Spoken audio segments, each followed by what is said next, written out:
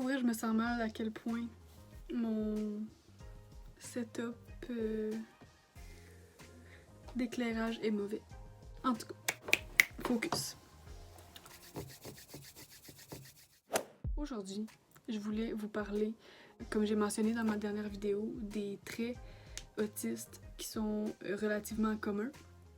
Puis je vais faire le lien avec comment moi je les vis ou si je les vis pas du tout. Parce que comme j'ai déjà dit, c'est pas tout le monde, c'est pas tous les autistes qui sont pareils. Au contraire, on est très différents les uns des autres. Donc voilà.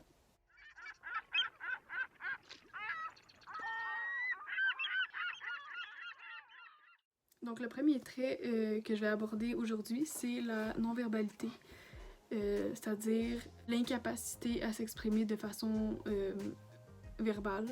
En fait, c'est pas nécessairement une incapacité, ça veut pas dire que ces personnes-là sont pas capables de parler. Il y en a que oui par contre, il y en a que non, il y en a que oui. Les personnes qui ont tendance à répondre « Ah, mais t'as pas l'air autiste », je crois que ces personnes-là pensent que les personnes autistes en général sont pas capables de s'exprimer verbalement, mais c'est pas le cas de tout le monde, visiblement. Par contre, ça peut arriver des épisodes de non-verbalité pour les personnes qui sont en général très capables de s'exprimer verbalement. Donc en gros, il y a des moments ou certaines situations qui vont faire en sorte qu'une personne autiste ne se sent pas en capacité de s'exprimer verbalement, même si elle est capable d'utiliser des mots, même si elle les utilise quotidiennement. Donc ça peut arriver. Ça peut arriver à cause du stress, à cause des émotions, la fatigue. Il y a plein de situations qui pourraient faire en sorte qu'une personne autiste se sente incapable de parler temporairement. Le deuxième trait, c'est l'aversion pour les contacts visuels. Chez les personnes autistes, c'est souvent difficile de faire des contacts visuels, mais c'est pas tout le monde qui a de la difficulté avec ça. Personnellement, c'est vraiment pas ma plus grosse des difficultés. Il y a plusieurs situations dans lesquelles je vais beaucoup penser à est-ce que je fais mon contact visuel ou pas, parce que je veux pas qu'on remarque que des fois j'ai de la difficulté.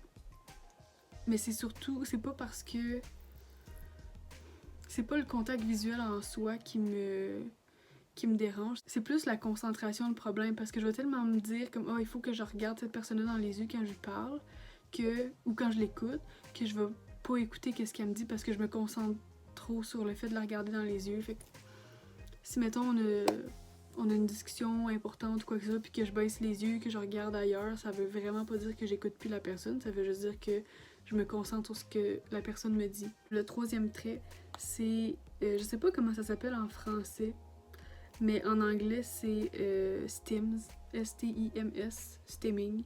Dans le fond, ce que ça veut dire, c'est des mouvements répétitifs du corps ou de la voix, genre crier ou se balancer d'en avant, en arrière. Il y a aussi un stim qui est super commun, c'est de bouger ses mains comme ça. Puis ça, c'est en réaction avec soit quelque chose de notre environnement ou bien une certaine émotion. Pour moi, c'est pas... Je pense que mes stims, les plus communs à moi, c'est des mouvements qui sont assez fréquents chez les personnes qui sont anxieuses ou gênées en général. Fait que ça saute pas aux yeux nécessairement.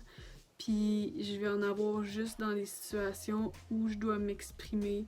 Je pense que j'en ai juste dans ces moments-là. Peut-être que non plus. Ça m'échappe, je sais pas. Mais quand il faut que je m'exprime puis que j'ai une émotion qui est plus négative, j'ai tellement de difficultés à m'exprimer verbalement que la façon que mon corps réagit à ça pour être capable de faire passer l'info, c'est de faire plein d'affaires avec mes mains. Comme je vais faire ça avec ma face, je vais mettre mes mains dans ma bouche, dans ma face, je vais me mordre les doigts, J'ai pas 1 million d'exemples précis parce que je m'en rends pas nécessairement compte. Ou tu sais ça, faire ça avec ma boucle d'oreille, ça c'est vrai que je le fais vraiment tout le temps. Je sais pas si c'est considéré comme un stim ou juste une mauvaise habitude. Donc, si ça vous gosse,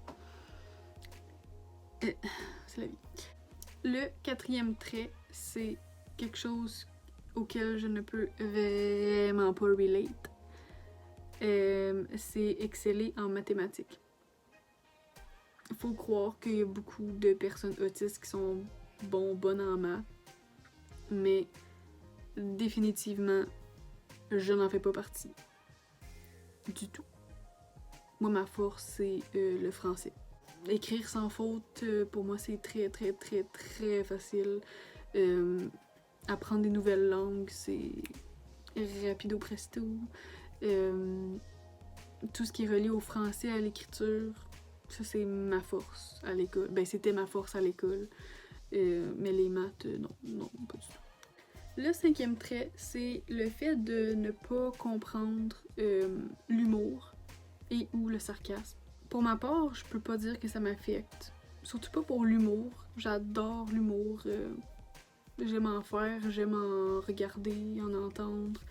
Pour moi, la vie sans humour, ça serait vraiment l'affaire la plus plate au monde. Mais pour ce qui est du sarcasme, personnellement, j'en fais quand même beaucoup du sarcasme parce que je sais comment l'utiliser.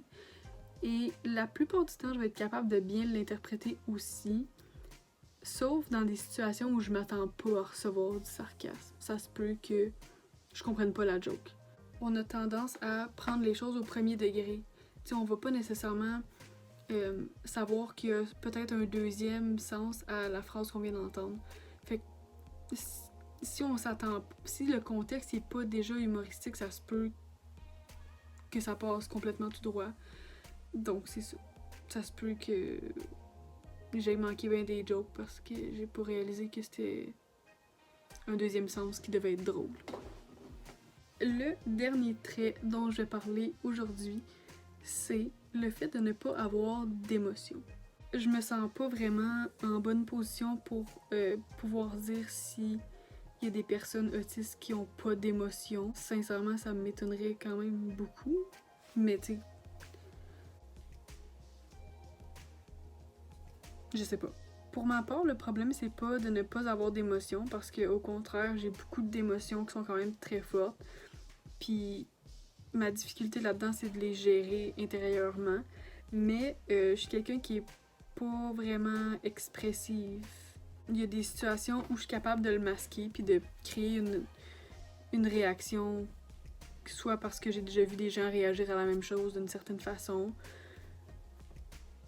ou parce que j'essaie de me forcer, là, comme mettons à Noël. Recevoir des cadeaux, c'est le fun, mais j'ai ça, le fait que l'attention est sur moi, puis il faut vraiment que j'aie une bonne réaction. T'sais, moi, dans le temps des fêtes, avant une soirée de Noël, ben, je vais pratiquer mes sourires puis mon merci pour que ça ait l'air sincère. Puis le problème, c'est pas que ça l'est pas, c'est juste que je suis pas capable de l'exprimer. C'est quelque chose... Comme, tu vas me donner le meilleur cadeau du monde, puis je vais être comme... Oh my god, wow, merci. Alors que je sais que la récompense... Je sais que la réaction idéale, c'est genre « Oh my god! Merci! » Comme j'exagère, là, mais comme... Tout ça pour dire que ma difficulté à moi, c'est pas de ressentir les émotions, c'est de les exprimer. Il y a des moments que je vais peut-être pas ressentir les émotions au même degré que les autres. Par exemple, je peux avoir une super forte réaction, positive ou négative, à quelque chose de qui a peu d'impact selon les autres autour de moi. Comme je peux avoir une réaction vraiment faible pour quelque chose qui est super intense selon les autres. Petit récapitulatif des 6 traits, les 6 premiers traits du spectre de l'autisme. J'ai parlé de la non-verbalité, qui peut être présente, qui peut être absente ou qui peut être temporaire chez les autistes. Deuxième trait, c'est l'aversion pour les contacts visuels. C'est pas parce que quelqu'un est capable de vous regarder dans les yeux qu'elle n'est pas autiste. Troisième chose, les STEMS.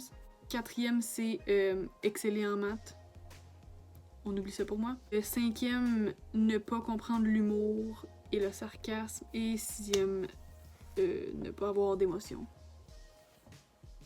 Donc voilà pour les 6 premiers traits du spectre de l'autisme. J'en ai 6 autres à aborder dans la prochaine vidéo. D'ailleurs, j'ai mis cette vidéo-là puis la première vidéo sur YouTube. si jamais vous préférez regarder ça là-dessus. Pour moi, dans mon entourage, pas tout le monde qui a Instagram, donc c'est pour ça que j'ai fait ça. Si jamais vous voulez l'écouter sur YouTube, j'ai mis le lien dans ma bio. Donc, on se voit bientôt. Au revoir.